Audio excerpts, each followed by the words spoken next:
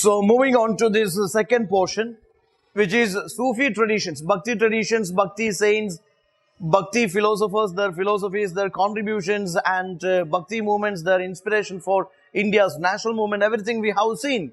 Now this is Sufi tradition. You tell me, what was Sufism? The initial ideas are like this, take care. Sufi tradition, it reached India, that is in the 12th century AD. Let me tell you, Sufism, this is a mystical movement, or it is a liberal movement within Islam religion. Maybe to some extent, the way we have seen Saguna, Nirguna, Bhakti traditions, Sufi tradition was also, it was a liberal movement, it was against the orthodoxy of the religion, and it was something, a mystical experience of realizing the God. Or this is something, a devotional means of worship. Just like we have seen in the Bhakti tradition, this is also giving importance to individual, pure, selfless devotion to God as a means of salvation. Okay, let us see. So it reached India in 12th century AD. It is spread in 13th, 14th centuries in Kashmir, Bengal, Bihar, Deccan. Main attraction of Sufism, that is moral teachings, fasting, service to humanity, etc. Sufism, Sufi ideas greatly influential over Bhakti traditions, yeah. Bhakti movement, Bhakti acharyas, their philosophies are inspirational for Sufi silsila, Sufi movements, and the teachings are inspirational for, they were inspirational for Bhakti movements also. So it is started in the 12th century AD, or in the beginning of the 12th century AD, Sufism arrived in India. Sufism became the mainstay of social order among the Islamic civilizations across the world. This movement becomes so strong. Sufi tradition becomes so strong, or it became a blockbuster movement among these Islamic civilizations of the world. It was a liberal movement within the religion. Just like we have seen Bhakti tradition within the religion, the Sufi tradition was a mystical experience or a mystical movement within the religion. Sufism or Tasawwuf, it was an Islamic movement which is built around mysticism. Prayer, asceticism, music, dance to get closer to God. So it has devotional prayer, devotional songs called Qawwali tradition, Okay, just like bhajans, here it is Qawwali traditions, prayer, music, dance, and you are in that, what is that? That transcendence, or what is that? Yes, a particular, this is something beyond your, you go beyond your like a physical world. You are in the extreme stage of, or that joy, extreme joy of excitement here. You are in the communion with God. You are in that interaction with God. You forget about everything. You can see that some people are there in our surroundings also. They say that now I am flying in the air. Now I am floating in the water.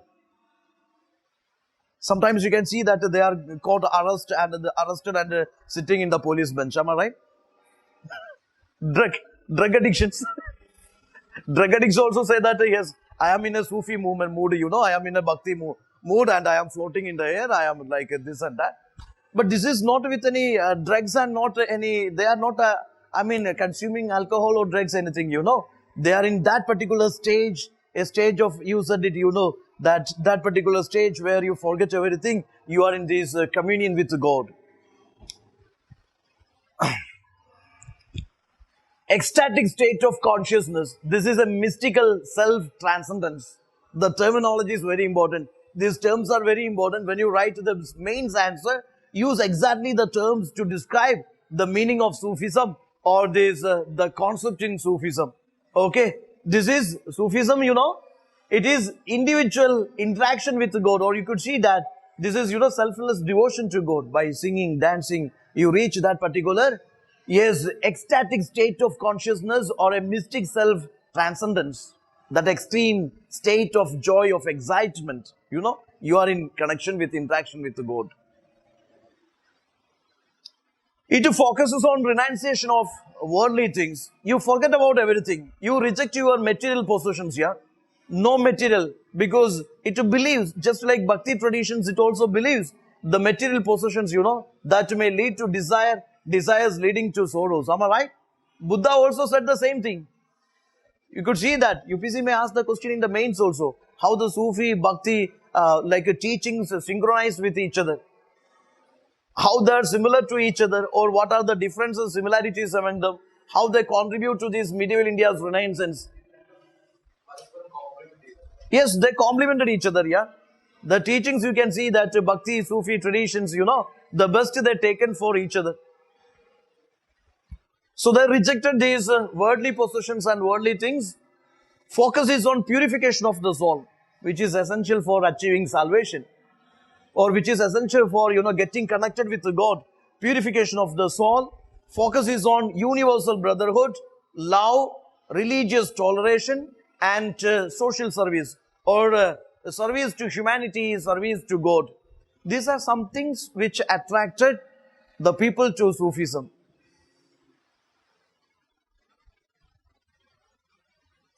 Okay, take care. They give importance to stress on the purification of the soul. First condition for getting closer to God. Then focus is on love, universal brotherhood, peace, religious toleration, service to humanity. Followers try to get closer to God by seeking spiritual learning known as tariqa. So that terminologies I told you, Sufism, Bhakti traditions, terms are very important. Okay? The followers of Sufi traditions, they try to get closer to God by speaking spiritual learning. That is, spiritual learning is called a tariqa.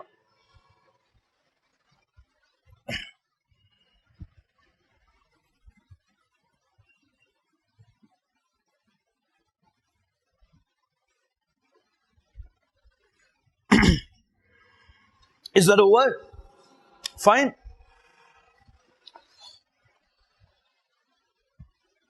Yes. These points are very crux of this Sufism, which you take care. So many questions UPSC asked you from this area. Obviously, what all things very central to Sufism? There is tomb worship. Different Sufi saints are there. Devotees go and worship the tombs of the popular Sufi saints. Ajmer is a popular place of worship for, all pilgrims, Hindu, Muslim, Christian, different pilgrims, they go to this, what is called Ajmer tomb, they worship. Okay, Chadar worship, Modi ji, offering that Chadar to Ajmer tomb, we have seen. So this is tomb. Dargah worship, that is very central to Sufi, or Dargah concept is there. Then pilgrimage, ziyarat, that concept is called a ziyarat. Going on pilgrimage. Sufism believes in that going on pilgrimage to Mecca, you see. Okay, so pilgrimage, tomb worship, Dargah worship. Then it believes in establishing a direct communion with God and this devotee. And this devotion is, or here the salvation is a personal experience. Salvation is a personal experience. It believes in self-discipline. It believes in self-discipline. Then again, they do this meditation. Yes, repentance of sins.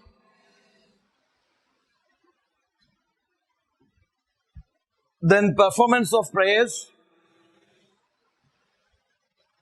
Pilgrimages. Fastings. Okay. Suppression of passion, that is through ascetic life. So take care, they believe in service to humanity. Service to humanity, that is the best method of serving the God. They believe in self-discipline, that is essential condition for knowing about the God. Self-discipline is the essential condition to gain knowledge of the God. Then they lay stress on inner purity. They focus on recitation of holy songs to arouse a state of ecstasy in their audience. Qawwali songs, Sufi dancing, Sufi bhajans or Qawwali traditions, you might have seen at least in the movies, yeah. Okay, so there is a recitation of the holy songs, just like bhajans in Bhakti tradition. Here there is recitation of Qawwali songs. Okay, that holy songs. Again, see, Sufi saints, they believe in meditation. They believe in meditation, they believe in good actions, repentance of the sins, performance of the prayers and pilgrimages, fasting, charity, and suppression of passion, that is to severe ascetic life. You can see there are very close similarities with Jainism. Jainism also focuses on severe ascetic life for salvation. Am I right? So you could see that with many Indian religions, Buddhism, Jainism, very striking similarities you can see in this Sufism. So because UPSC asked these questions, what are central teachings of Sufism? Which one of the following is not a fundamental feature of Sufism? That way UPSC asked many questions. Self-discipline, meditation, repentance of sins, going on pilgrimage. What is that pilgrimage tradition in this Sufism called?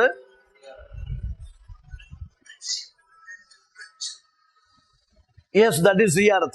Ziyarat tradition. Prayers, pilgrimage, going on pilgrimage is ziyarat, and fasting, ascetic life, all are very central to Sufi tradition. They are very central to Sufi tradition. Is this over? Please take care. This is very, very important for your prelims. Already UPSC asked you so many questions about this. Okay. With reference to Sufism in medieval India, consider the following. Sufis followed performance of prayers and pilgrimages. Is that true? Sufis followed performance of prayers and pilgrimages. Okay, anyway, let us see. Performance of the prayers and pilgrimages, is that true? That is true. Charity and suppression of the passions. That is true. Strict observance of Sharia.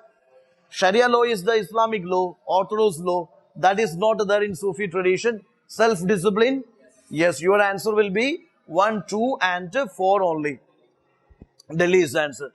Consider the following statements about the Bhakti Sufi movements. Both the movements emphasized on universal brotherhood and religious tolerance. Is that true? Yes, the Bhakti Sufi saints preached the teaching in the local language. Exactly. They all, for example, Chaitanya in Bengali, Chaitanya Mahaprabhu in Bengali, or Bhakta Tukram, that is in Marathi, or let us see that Ramanuja in Tamil. So all the Bhakti saints, then what is Tulsidas in Hindi. So these Bhakti saints and Sufi saints, yes, they preached the teachings in the local languages, which contributed to growth of vernacular languages. Okay? Both are correct. Which of the following correct about Sufi tradition in India? Sufism introduced in India when Babur founded Mughal Empire in India. Is that true? Yes, Babur comes in 1526 only. Sufism introduced in India in 12th century AD itself. Am I right? So that statement is wrong. Sufism discouraged pilgrimage and fasting. They encouraged. Okay, so that is wrong. Sufism was organized into various silsilas. Chishti silsila is there, Khatri silsila is there, Suhravadi silsila is there. So that statement is correct. 3 only is your answer. Okay, 3 only. Which one? No. Sufism discouraged pilgrimages, fasting. That is a wrong statement. It encouraged. Fasting, pilgrimages, etc. It encouraged, not discouraged. Okay. Now, C is the answer. 3 only is the answer. Sufism was organized into various silsilas. Rest of them wrong statements. Sufism encouraged pilgrimages and fasting. Pilgrimage tradition was called ziyarat. Okay. With reference to religious history of medieval India, Sufi mystics were known to pursue which of the following practice? Meditation and control of the breath. That is a previous year's question here, 2012 or 2030. Meditation and control of the breath is there. Severe ascetic exercises in a lonely place. Then recitation of holy songs to arouse a state of ecstasy in their audience. All the 3 are correct. Yes, that is, I am talking about the original Sufi tradition, not about the current Sufi tradition. I am talking about the original Sufi tradition many years back, 12th century AD. They practiced these severe ascetic exercises in lonely places. Okay, very striking similarities with the Indian traditions you can see there.